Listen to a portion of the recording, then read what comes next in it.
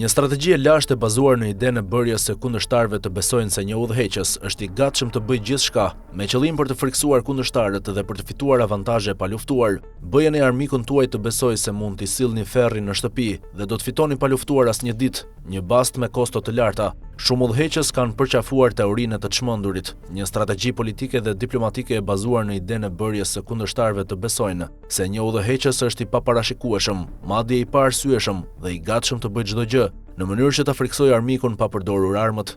Ideja shkurt është të shfrytëzohet paparashikueshmëria ose egërsia e perceptuar e udhëheqësit tuaj për të fituar avantazh politik dhe ushtarak. Shpreha e shpikur 60 vjet më parë nga presidenti Nixon tregon një strategji të rilançuar në shkallë globale vitet e fundit nga Donald Trump, i cili pretendon se ka fuqinë për të mbjellë frikë tek kundërshtarët e tij, pa pasur nevojë të përdorë as mjete ushtarake. E njëjta strategji është përdorur edhe nga Vladimir Putin, i cili prej kohësh ka shprehur kërcënime të bërthamore kundër Perëndimit. Gjithashtu edhe nga Kim Jong-un, shpesh i portretizuar si një i çmendur i aftë për akte të paparashikueshme, por qëndrimi i tij agresiv dhe luftarak duhet të jetë një pengesë e pastër. Nixoni e bëri teorinë e të çmendurit një nga parimet themelore të politikës së tij të jashtme, pikërisht gjatë viteve kur Shtetet e Bashkuara ishin të angazhuara në luftën e përgjakshme të Vietnamit, në mes të luftës së ftohtë. I frustruar nga pamundësia për të arritur rezultate të shpejta në terren, Nixoni vendosi të ndryshonte rregullat e lojës. Strategjia e tij përfshinte friksimin e armikut komunist, duke e bindur atë se mund të sulmojë me përgjigje të mëdha dhe jo proporcionale.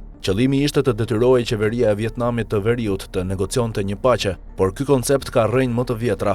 Niccolo Machiavelli, në librin e tij Princi 1513, sugjeronte se një sundimtar mund të përfitojë nga të pretenduarit se është i çmendur për të ngatëruar dhe friksuar armiqtë e tij. Një udhëheqës që duket i paparashikueshëm dhe i gatshëm të marrë vendime drastike, mund t'i dekurajojë kundërshtarët e tij pa pasur nevojë të përdorë forcën e drejtë për drejtë.